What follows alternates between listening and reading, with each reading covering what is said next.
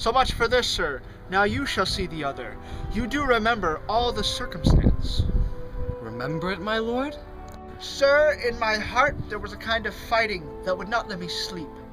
Methought I lay worse than the mutings in the bilboes, rashly, and praised be rashness for it. Let us know our indiscretion sometimes serves us well, when our deep plots do pall, and that should teach us. There's a divinity that shapes our ends. Rough hew them how we will. That is most certain. Up from my cabin, my sea gown scarfed about me in the dark, groped I to find out them, had my desire fingered their packet, and in fine withdrew to my own room again, making me so bold, my fears forgetting manners, to unseal their grand commission, where I found Horatio, royal knavery, an exact command, larded with many several sorts of reasons, importing Denmark's health and England's too, with, such bugs and goblins in my life, that on the supervised, no leisure bated. No, not to say the grinding of the axe. My head should be struck off. Is it possible? Here's the commission. Read it at more leisure. Wilt thou hear how I did commence? I beseech you. Being thus benetted round with villainies, ere I could make a prologue to my brains, they had begun the play. I sat me down, devised a new commission, wrote it fair. I once did hold it, as our statists do, a baseness to write fair and labored much. How to forget that learning? But, sir, now, it did me yeoman's service. Wilt thou know the effect of what I wrote? Aye, good, my lord. An earnest conjuration from the king, as England was his faithful tributary, as love between them like the palm might flourish, as peace should stiff her wheaten garland wear, and stand a comma tween their enemies, and many such like asses of great charge, that on view of knowing thee of these contents, without debatement further, more or less, he should the bearers put to sudden death, no shriving time allowed. How is this sealed? Why, even in that was heaven ordained. I had my father's signet in my purse, which was the model of that Danish seal, folded the writ up in the form of the other, subscribing it, gave it the impression, placed it safely. The changeling was never known. Now, the next day was our sea flight, and what to this was sequent, thou knowst already. So Guildenstern and Rosencrantz go to it. Why, man, they did make love to this employment. They are not near my conscience. Their defeat does by their own insinuation grow. 'Tis dangerous when the baser nature comes between the pass and fell, incensed points of mighty opposites. Why, what a king this is! Does it not think thee, stand me now upon, he that hath killed my king and whored my mother, popped in between the election and my hopes, thrown out his angle for my proper life, and with such cozenage, is it not perfect conscience to quit him with this arm? And is it not to be damned to let this canker of our nature come in further evil? It must shortly be known to him there in England. What is the issue of business there? It will be short. The interim's mine, and a man's life no more than to say one. But I am very sorry, good Horatio, that to Laertes I forget myself, for by the image of my cause I see, the portraiture of his, I'll court his favors, but sure the bravery of his grief did put me into a towering passion. Peace. Who comes here?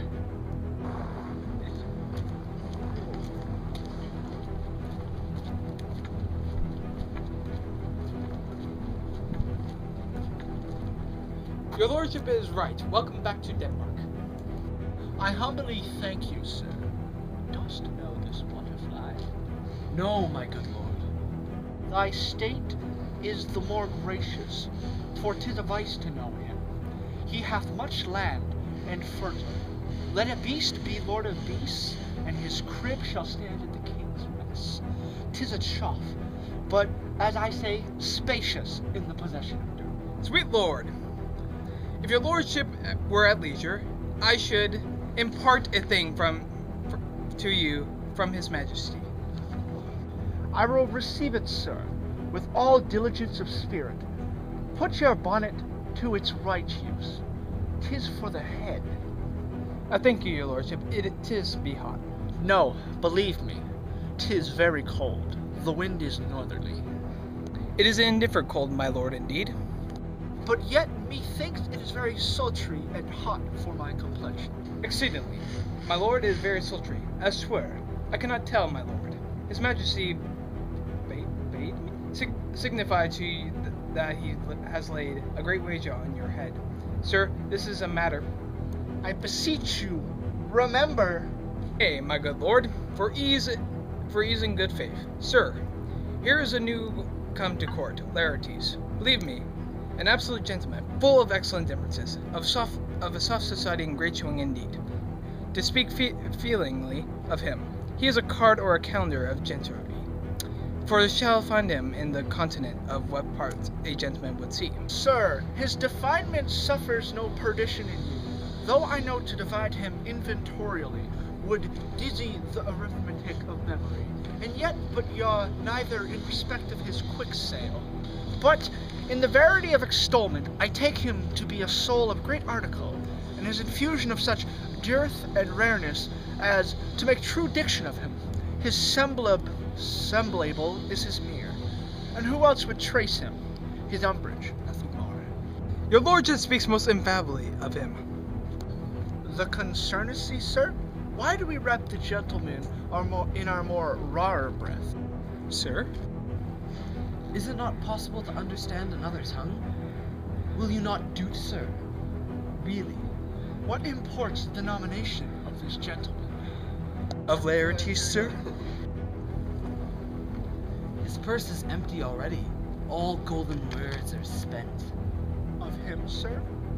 Aye. I know you're not ignorant. I would you did, sir. Yet in faith, if you did, it would not much approve me.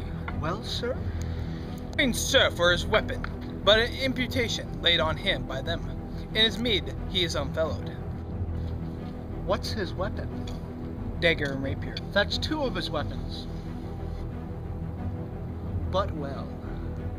The king, sir, hath waged with him 6 Barbary horses, against which he is in pond.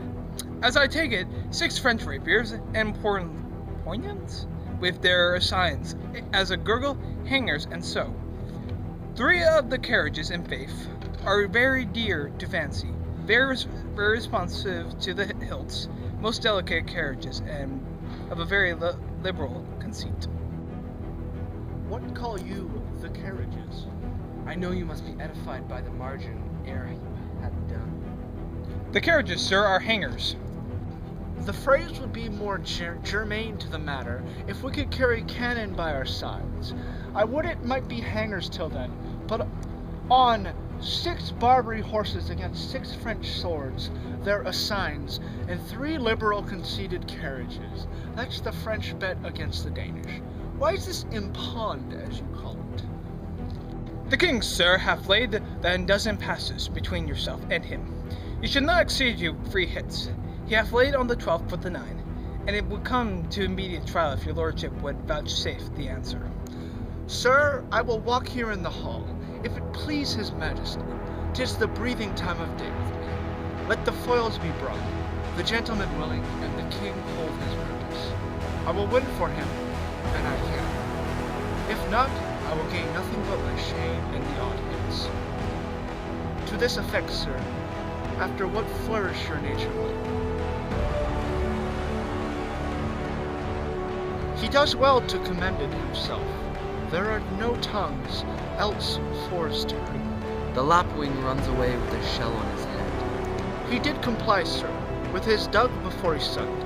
Thus has he, and many more of the same bevy that I know the drowsy age dotes on, only got the tune of the time and outward habit of encounter, a kind of yeasty collection, which carries them through and through the most fond and winnowed opinions, and do but blow them to their trial. The bubbles are out.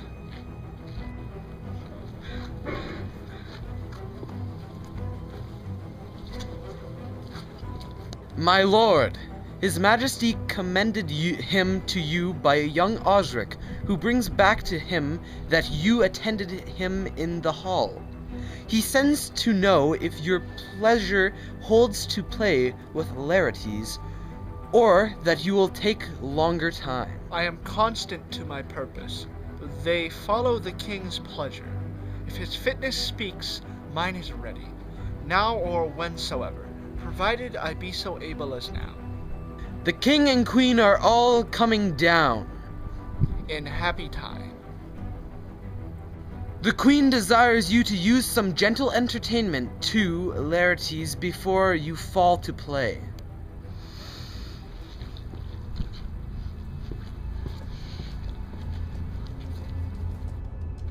She well instructs me. You will lose the wager, my lord. I do not think so.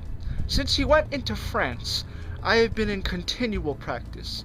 I shall win at the odds, but thou wouldst not think how ill all's here about my heart. But it is no matter. Nay, good my lord. It is but foolery, but it is such a kind of gain-giving as would perhaps trouble a woman. If your mind dislikes anything, obey it. I will forestall their repairs hither and say you are not fit. Not a whit. We defy augury. There's a special providence in the fall of a sparrow.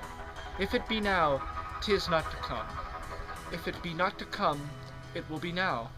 If it be not now, yet it will come. The readiness is all. Since no man of aught he leaves knows. What is it to leave betimes? Let be.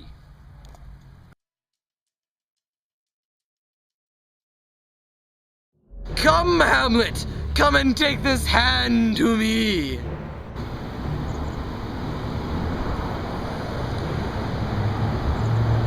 Give me your pardon, sir. I've done you wrong. But pardoned as you are a gentleman. This present knows, and you must needs have heard, how I am punished, with sore distraction. What I have done, that might your nature, honor, and exception roughly awake, I here proclaim was madness. Was it Hamlet wronged Laertes? Never Hamlet. If Hamlet was from himself be ta'en away. And when he's not himself does wrong Laertes, who does it then? His madness. If it be so, Hamlet is of the faction that is wrong. His madness is poor Hamlet's enemy. I am satisfied in nature.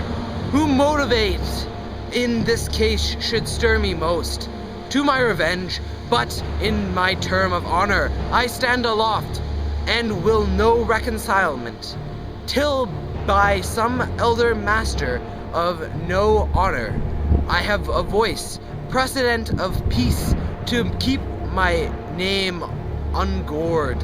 But till that time I received your offered love like love, and will not wrong it. I embrace it freely, and will this brother's wager frankly play. Give us the foils. Come on. Come one for me. I'll be your foil, Laertes. In mine ignorance your skill shall, like a star in the darkest night, stick fury off indeed. You mock me, sir. No, by this hand. Give them the foils, young Osric. Cousin Hamlet, you know the wager. Very well, my lord. Your grace hath laid the odds of the weaker side of the house. I do not fear it. I have seen you both. But since he is better, we have therefore odds. This is too heavy. Let me see another. Ah. Perfect. Ah. This likes me well. Set me the stoup of wine upon the table. If Hamlet give the first or second hit, or quit in answer of the third exchange, let the battlements their ordnance fire. The king shall drink to Hamlet's better breath, and in the cup of union shall he throw, richer than that which 4 successive kings in Denmark crown have worn. Give me the cup, and the kettle of the trumpet speak, the trumpet to Canower without, the cannon to the heavens, and the heaven to earth. Now the king, drunk to Hamlet. Come begin, and you, the judge, bear a wary eye. Come on, sir!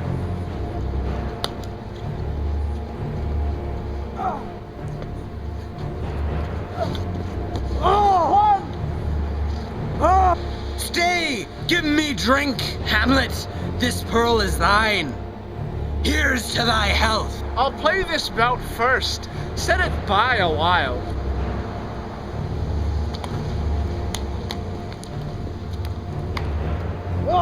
A touch I do confess. Our son shall win! Ah, Gertrude, do not drink! Nay, my lord, I will pray you forgive me.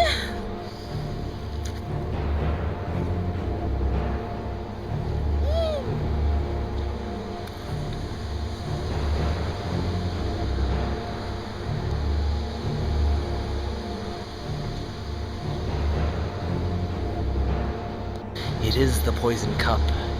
It is too late. My lord! I'll hit him now! I do not think it. And yet, it is almost against my conscience. Come, Laertes, you do but dally with me.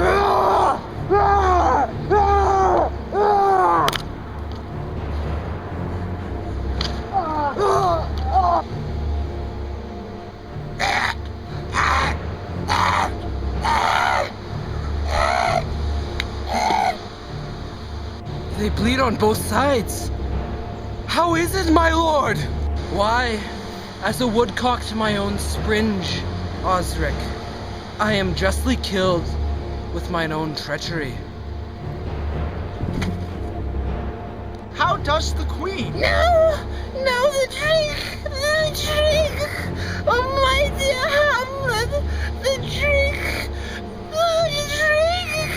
I am poisoned. Oh, villainy! Ho! Let the door be locked! Treachery! It is here, Hamlet. Hamlet, thou art slain. No medicine in the world can do thee good. In thee there is not half an hour of life. Treacherous instruments is in thy hands, unbaited and unbeknown.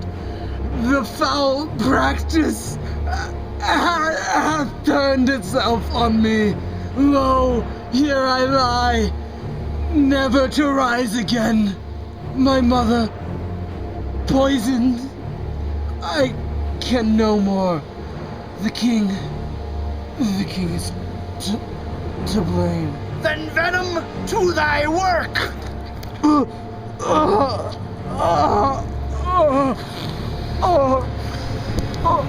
Thou damned incestuous Dane! Die! He is justly served. It is a poison tempered by himself. Exchange forgiveness with me, noble Hamlet. Mine and my father's death come not upon thy, nor thine of mine.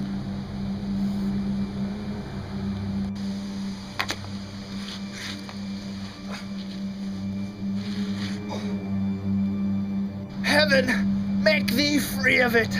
I follow thee. I am dead, Horatio. Wretched queen, adieu. You that look pale and tremble at this chance, that are but mutes or audiences to this act.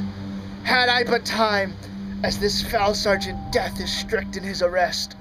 Oh, I could tell you, but let it be. Horatio, I am dead. Thou livest. Report me in my cause aright to the unsatisfied. Now cracks noble prince's heart. Good night, sweet prince, and flight of angels sing thee to thy rest.